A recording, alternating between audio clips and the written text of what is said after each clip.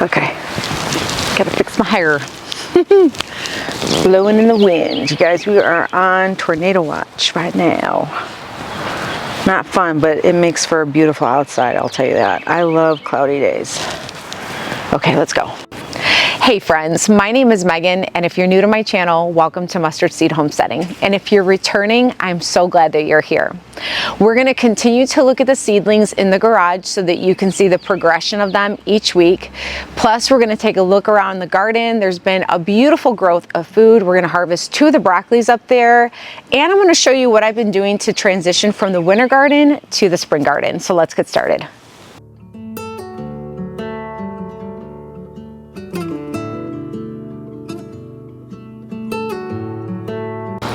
All right, friends, let's go ahead and take a look at all the seedlings before we pop over to the garden. And I am considering doing a separate video because there's just so much going on in here that it's hard to get everything in the beginning of my garden tour. And there's a lot going on in the garden now as well.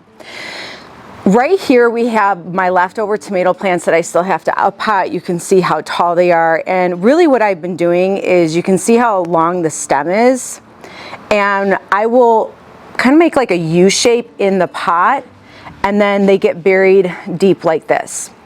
Now I will say I did lose a couple of tomato seedlings because I had overwater. Be careful that you don't overwater. I typically don't, but I have been, and so you got to be really careful with that.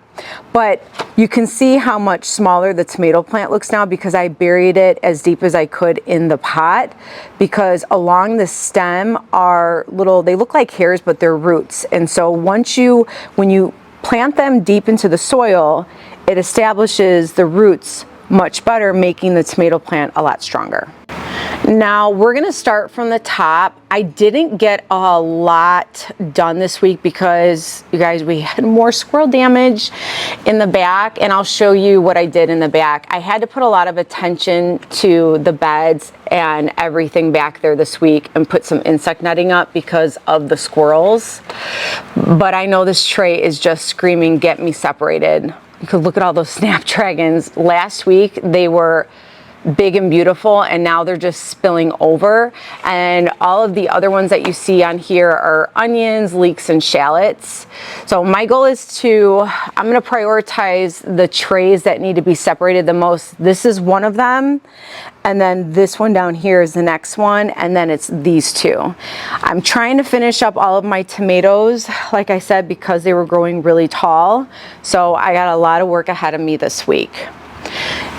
Now over here are all the lettuces that we planted together. I do need to come in here and I need to snip out a few because my goal with this was just to have 1 per pot so that I didn't stress myself with having to separate so much seedlings, because this is a lot of work when you have to separate seedlings. And then here is the other one with spinach, and I think those are more lettuces as well. Here are the 2 squashes. I plan to separate these 2. I'm going to experiment and see if I can grow some squashes before the vine bores, and if it works well, I think I've shared this last week, if it works well, then I'm going to start growing squashes like very late winter, early spring. And then here is our next shelf. Now these are our cool weather crops. I've got to get these separated because if I don't start hardening these off, I will not be able to plant these. But everything is looking gorgeous. And all these right here are the Swiss charts, the different, like the ruby red, the magenta, the orange. They're fun to grow. I enjoy growing those a lot. And then here's all the basil. You can just see that it has just grown a ton more, and I really, really need to separate these. And then here's all of the calendulas and the flowers that we planted together. So I'm looking forward to having basil again in the garden because the smell is just so intoxicating. And here is some more tomato seedlings that I up potted. They're doing beautifully. The next time I water them, I am gonna fertilize. Typically what I do is I will water, and then the next time I'll fertilize and then water, fertilize and then water. And I don't do a strong fertilization. I do probably about a half, and then I'll up it as they get bigger.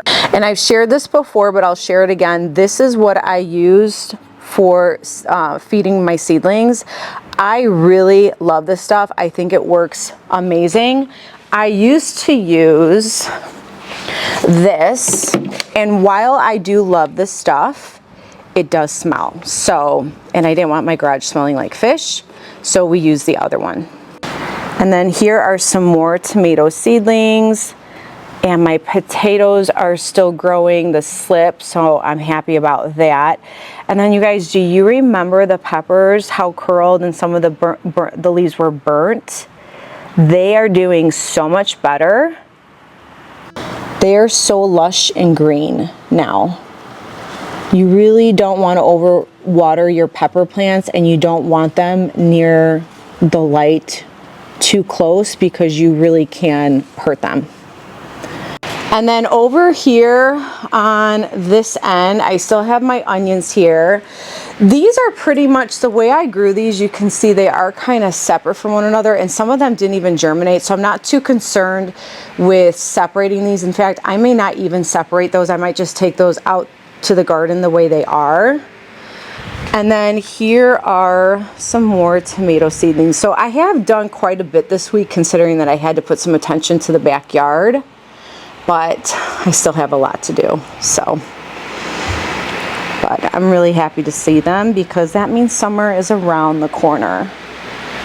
All right, friends, I don't know if you can tell on camera, but it is really gray. The wind is picking up and we are under tornado watch. So I'm gonna try to share and show as much as I can. There's a lot going on and I wanna share everything, but I know I can't.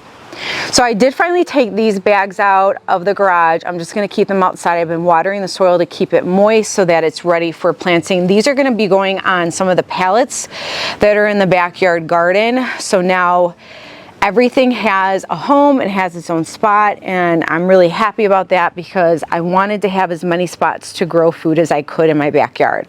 Now, all of these I actually put in pepper plants that were not put into one of the beds. We didn't get a chance to put, I want to say it was this bed. We were supposed to put that bed up, and these pepper plants were supposed to go in there, and they didn't. So I ended up trying to put these in these bags before winter to try to overwinter. A lot of them look like they haven't made it, which is fine, but there are two that are still pretty green, so they may make it. Otherwise, if they don't, I clearly have a lot of starts to put in these bags, so we'll see what happens. But I got these out here to start getting them acclimated to the weather again. And then these guys are gonna get planted hopefully this week because the squirrels got at my starts that I had put in there last week that I shared with you all again. And I'm gonna show you what they did. But I came up with a solution that I think is really gonna work.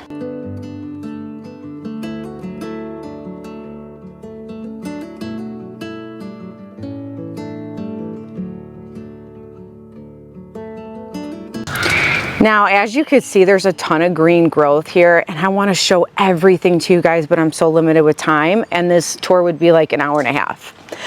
But you guys, I want to show you the broccoli. They've grown. All of them are starting to head. So this one is starting to head. Look at this beauty. Sorry, I'm stepping on leaves. Look at that beauty. Isn't it so beautiful? I'm very impressed. I believe this is the Desico broccoli. Let me see. And this is a Bell Star. This one is a Bell Star. So they're all starting to form broccoli heads. I cannot wait to harvest this with you guys. So this is a Bell Star, and then I want to say this one is, I thought this one was a Desico, but maybe I am wrong. Is this one the Desico? You know what, I'm probably getting stuff confused, you guys, because I have so many different varieties. I'm still testing out varieties to see which one I like the most. So I believe these are all Bell Star because that tag says Bell Star. And if I did not tag these two, that typically means that they're all Bell Star if I tag that one because they're the same bag. So far so good. And you guys, When it comes to broccoli plants, you can eat the leaves, you can eat the stalks. And so when I grow broccoli, I eat everything if it's still intact and good, because it's edible and it tastes good. You could cut this up, cut up the stalk and the stems and saute them with some onion and garlic, and they taste so good. So I would encourage you, if you have never tried broccoli leaves or the stalks and all the stems, you should definitely try it. Now this is something I'm super excited about and why I'm going to always encourage to try growing perennial plants. So these are my asparagus bags. I want to say this one is on its 3rd year and this one is on its 2nd year. But you guys, look at this asparagus. Isn't it gorgeous? I'm trying to I'm trying to focus on it, but it keeps trying to get the dried out stalks. Look at that. And I want to reiterate something to you. Now perennials, I don't want to say are completely hands off, and you can see this one is growing too. I'm actually going to harvest this one because it's super long. You guys, it's so good. Oh my gosh, I'm so excited. The thing with perennial plants, you guys, is once you plant them, you see another one's growing here. Once you plant these, they keep giving you food every year. And again, it's not like they're completely hands off. You still have to water them. You still have to give it some good soil, some compost, maybe a little bit of fertilizer, but I don't put a ton of attention, and this is food that is growing. And look at, I'm doing it in a bag. You don't have to have like a huge spot in your yard. You could grow it in a 10-gallon grow bag and come out here and just harvest food.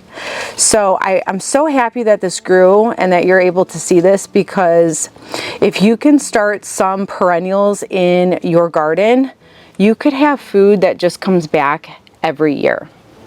Okay, friends, so I took this little piece off. When I tell you this is the best asparagus I've ever eaten, like ever, it's so tender and it is so delicious. You guys, that's all the way from the bottom piece. When I tell you, you guys, this is so tender. You gotta grow asparagus. This is so good. So it does take about 3 years to establish your asparagus plants, but it's so well worth the wait. Now for the green stalks, I think I'm going to be doing a separate green stalk garden tour, just because now there's a lot going on with them. But if you remember, these green stalks were all laid out on the ground. I just planted 30, 60, 90, 120 onions. So I'm looking forward to seeing these grow. They look so beautiful. And I actually use that new Fox Farm soil over there that I've shared in previous videos to see how well that does. Now over here is what I really want to show you. Look at all the broccolis, you guys. Look at how much the kale has grown. Look at this.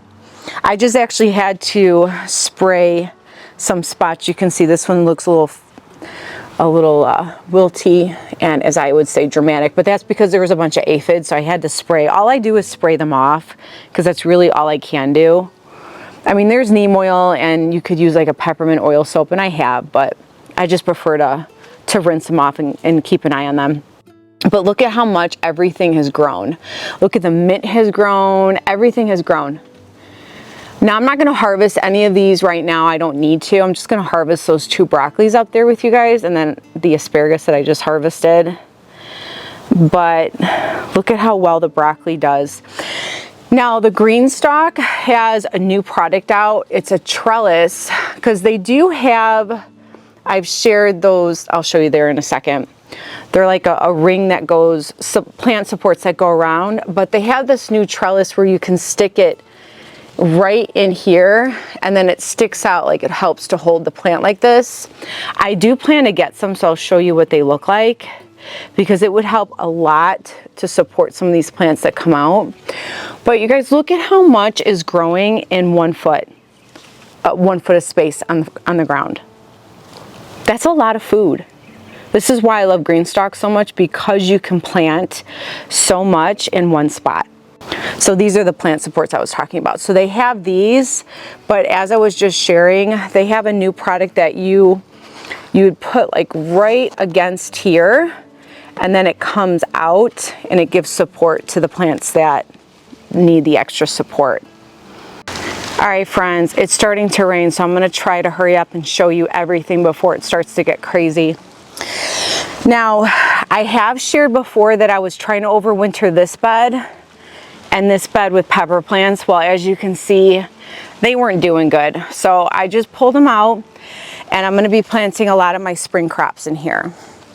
But what I do wanna show you is what I put up here. So I finally took the frost covers off, and I bought insect netting for everything, because you can see, look at how beautiful everything is growing right now. I was really afraid that the squirrels were gonna come over here and start eating everything. So I did buy insect netting for all the beds, and I actually did buy some for these pallets. I'll have to hopefully show you guys next week what I'm thinking of doing to protect and cover those as well. But so far, look at how much everything has just exploded within 1 week. So I'm really happy with everything that's going on. And I did buy 2 different insect nettings.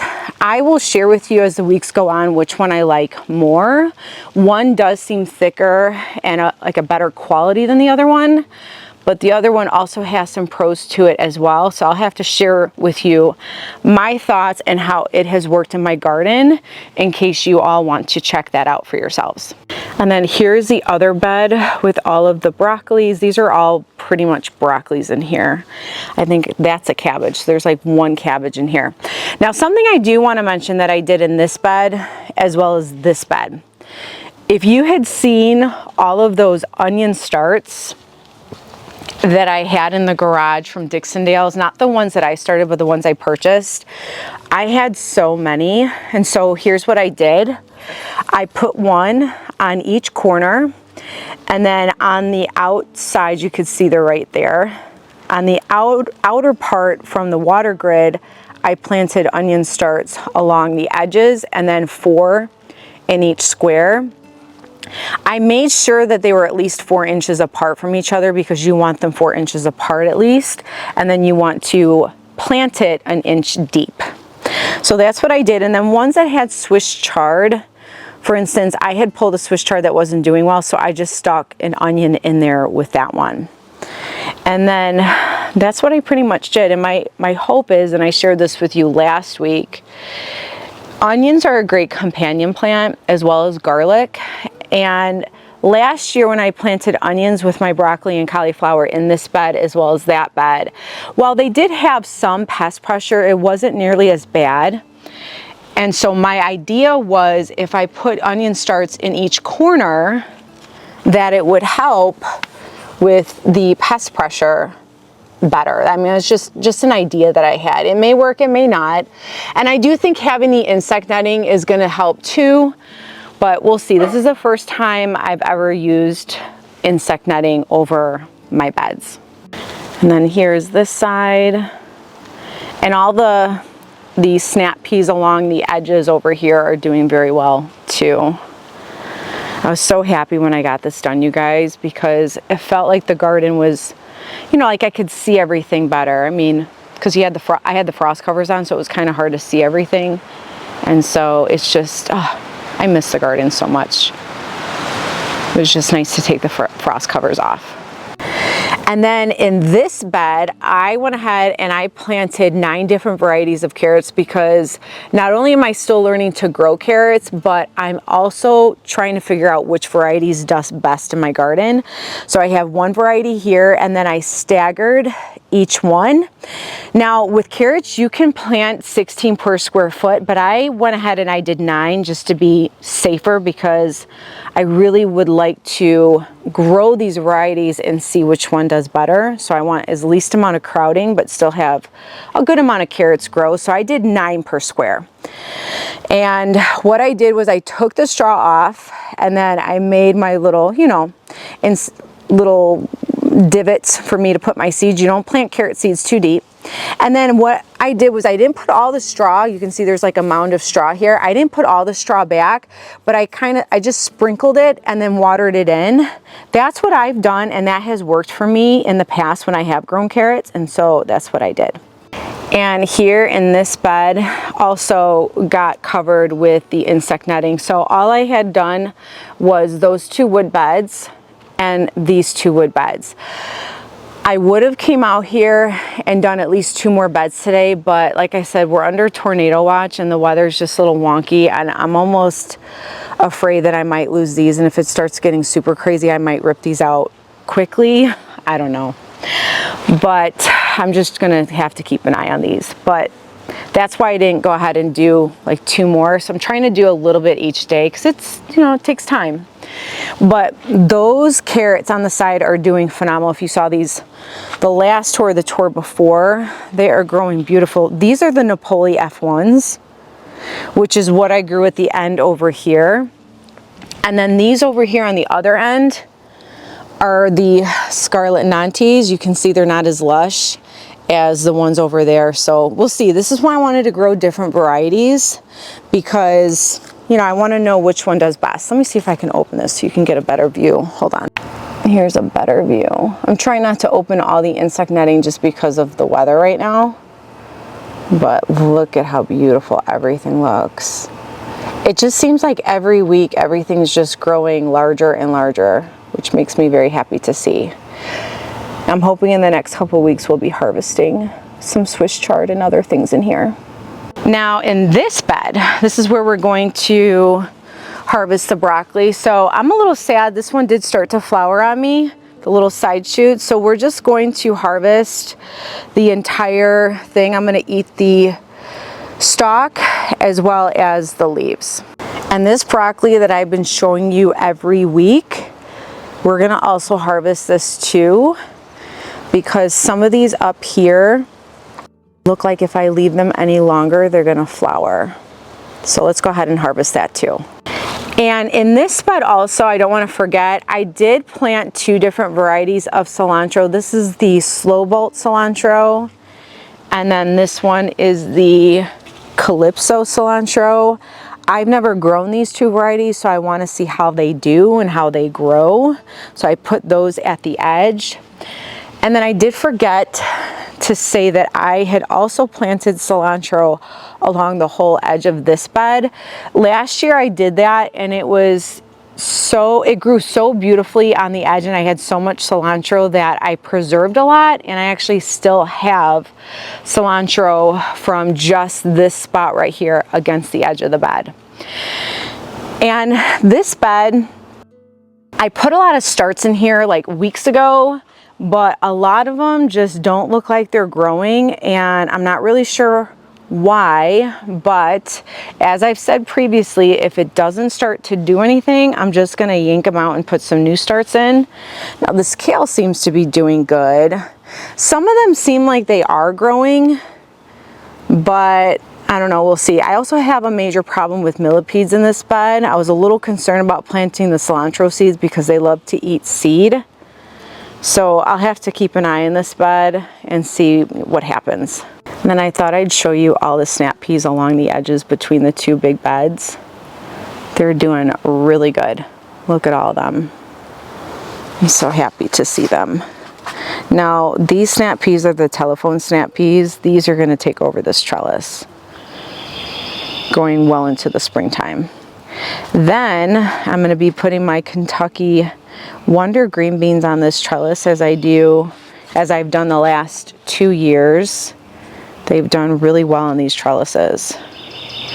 The only thing I hope I don't have this year are those Japanese beetles. Man, they eat a lot of stuff. They destroy a lot of stuff. So I'm hoping I don't have that this year. But everything's looking really healthy, you guys. I'm really happy.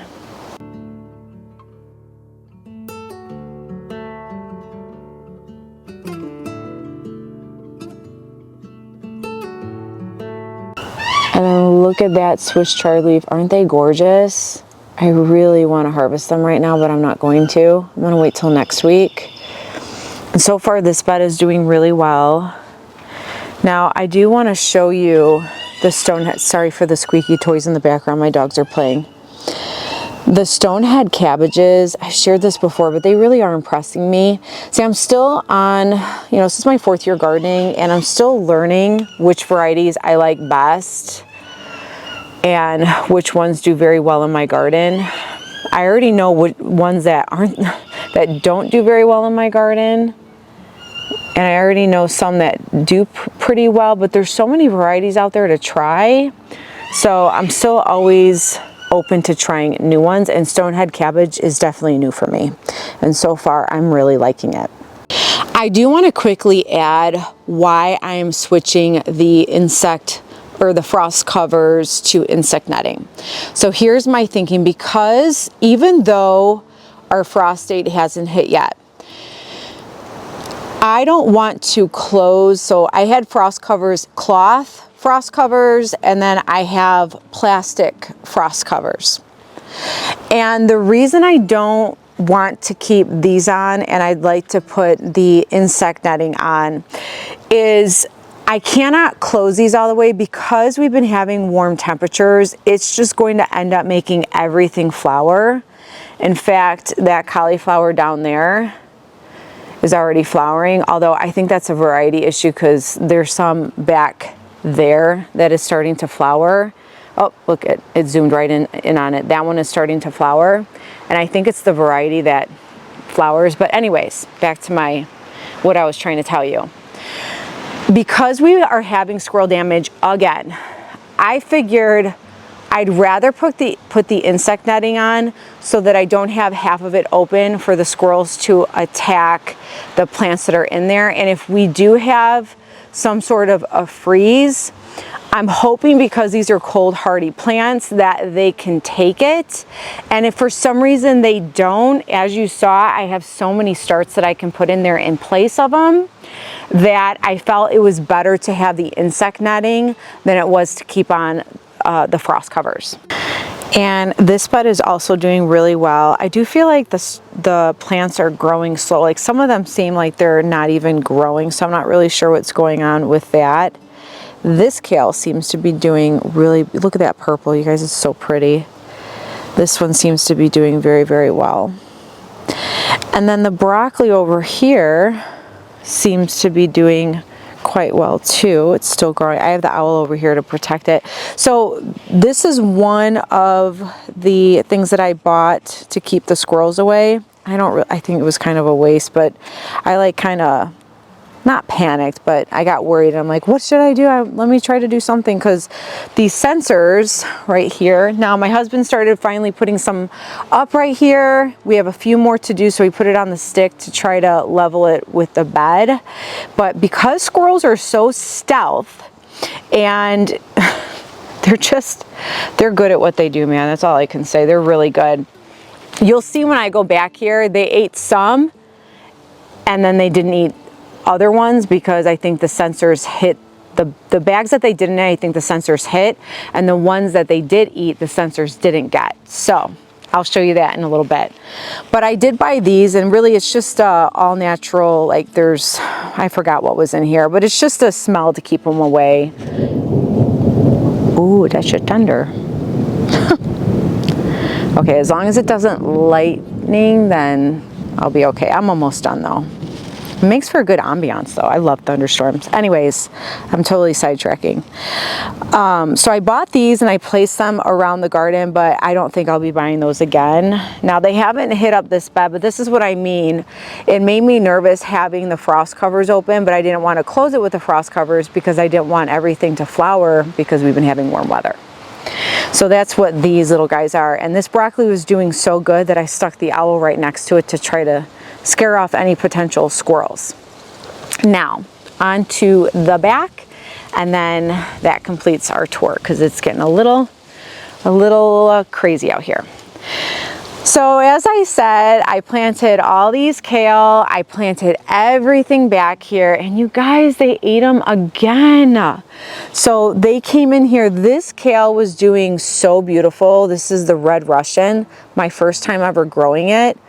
I might keep it because I do see a little leaf in there, and sometimes I've had that happen where if a squirrel ate something, as long as they don't eat the middle, which sometimes they do, then it could still grow. I've had that happen before, but a lot of these where you see that I yanked it out, it's because they ate right down in the middle. So this entire pallet, minus this one that I may keep, and maybe that one, all needs to be replanted, you guys.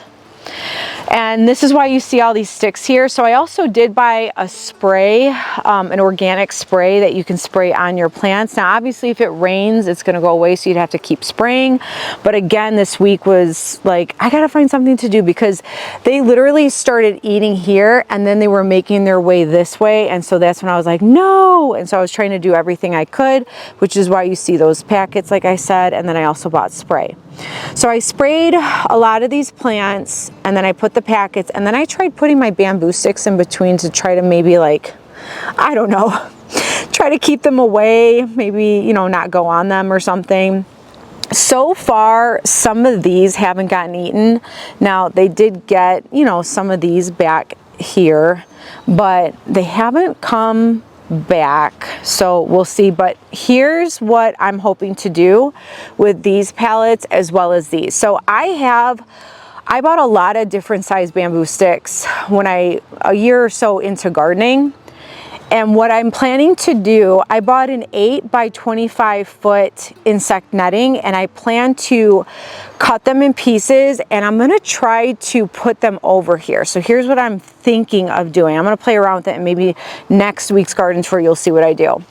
I'm gonna put like a 2 or 3, maybe 4 foot bamboo stick at the corners, maybe one in the middle, and then I'm gonna cut it to size. So this is a 4 foot by 4 foot, I think, maybe give or take. I'm gonna cut it to size, leave enough room for plants that, you know, for height wise. And I'm gonna try to somehow put it over all of the buckets and see if that works. I just have a feeling that insect netting is gonna be my best bet, because unless they scratch it and find their way in there, but I'm not gonna know until I try it. So that's what I'm thinking of doing. We'll have to see if it works. But you see now, it looks like I didn't plant anything. They ate a lot of stuff. So I'm a little bummed about that. Now, they obviously didn't get these because the sensor is right here, but clearly they came right next to it. So I don't know how great the sensors work. I thought they were working very well. I still think they do, but I think it needs to be in combination with the insect netting. And then this is the self-blanching cauliflower that I was talking about. They all seem like they're flowering on me. It's like this one for this too. This one is for sure flowering. So I'm a little disappointed. I'm not really sure if it has to do with the up and down temperatures, but so far this variety is not impressing me too much. I may try again, but we'll see. You can see that they ate all of it, or most of it. So all these pallets were planted. Every single one of them were planted. So there's a couple left in here because I did go ahead and spray. We haven't had a crazy rain for the spray to wash off of them, although it's going to thunderstorm and rain now. But, you know, they didn't eat everything. Like I want to say I sprayed this one. This is the Swiss chard. This is a new variety. And, you know, some are still here, and I just hope that they don't touch everything. But I think the insect netting is going to be best. These just got decimated. They're just... The red mammoth cabbage, I kind of thought maybe these would still survive because, like I said, if they don't eat the very middle part, there's still a chance, but I may end up plucking those. I'm not really sure. Now, this one, thankfully, is the only one. So all these bags pretty much got eaten except for this and this one. But again, the sensor is facing those two. But then I don't know how they could have ate. So I get confused. Sometimes I don't understand. Like if this is supposed to do its job, they didn't eat this, but how could the sensor not go off right here? So I don't know, whatever. But this red mammoth, so far you can see, because it's got the middle. Let me see if you can see like right there. It still has the middle part, so it's still fine. But when they eat that middle piece, like I said, sometimes it just it's not even worth keeping in there. You just have to pitch it. And then these are still some of the Vates kale. And this is a really large bag, so I did go ahead and put 4 in here. This is really tiny. This might not even make it, just to see how it does. So those are all of the bags. They were eaten. So I'm going to probably be putting, once I put the insect netting on these, is when I'll put the rest of the starts that you saw outside. And we'll just have to see what happens. And then here's that stonehead cabbage that I shared last week at the end. Look at how much it's grown. The green is just, it's a beautiful green.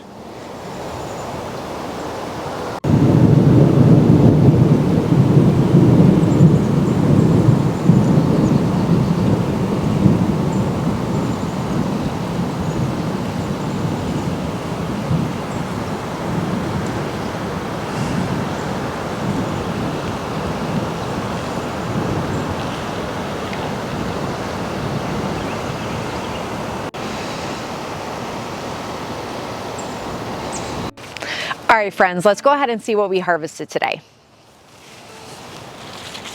So we got ourselves some broccoli. I am so excited. Let me see if I can zoom in or focus on the broccoli. Absolutely gorgeous.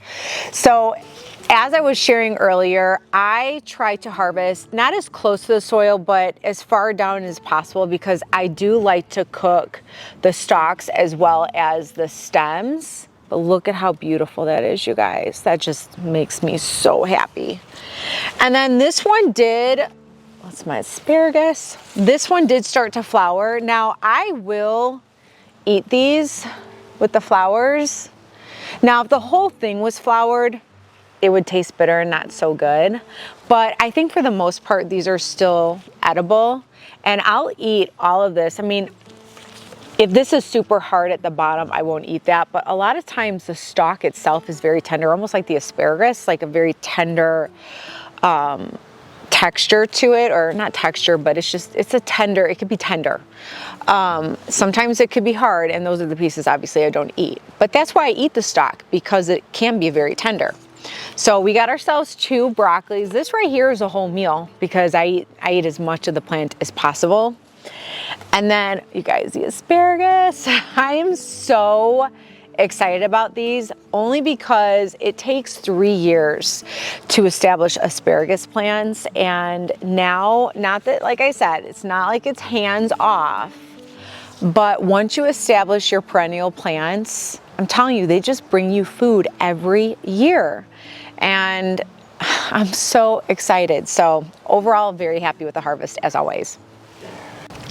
So friends, I'm so glad that you all stopped by. I really look forward to these garden tours and harvest with you all every week. It's like just bringing my friends into my garden and sharing my successes, my failures, my thoughts. I love that about these videos with you guys. So I'm so grateful for you all, and I really look forward to seeing you guys next time.